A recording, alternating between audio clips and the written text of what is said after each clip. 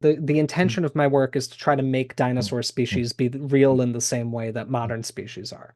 Because a species is definitely a real thing. We can see if we look at their genetics that a species will be a uniquely evolving, like an independent lineage of animals that evolves through time.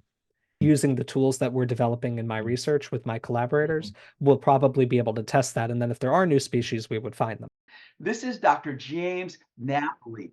And Dr. Napoli and I met in Cleveland because he was kind enough to bring this specimen here, and that's the cradle it was when we CT scanned it.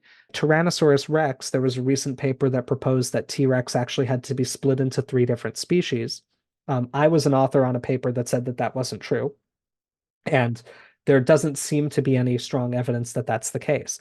But even with that said, you can see that these skulls of T. rex individuals do look pretty different from one another. And so we have to consider whether we are using the right criteria to assign species and whether it's possible that some of this variation might actually mean that there are more multiple species in this set. Now, again, I don't think that's the case for T. rex, but there are a lot of dinosaur species known from multiple fossils, and we always need to test this kind of hypothesis before we do anything else. That's not sociopathy on my part. That's me being wanting to be a really good scientist. And I can attest, you are one of the hardest workers out there. You are Thank you. humble, you are observant, and it's a great pleasure to have met you and to know you. As you can probably see from the fluorescent lighting I'm in right now, I'm quite pale.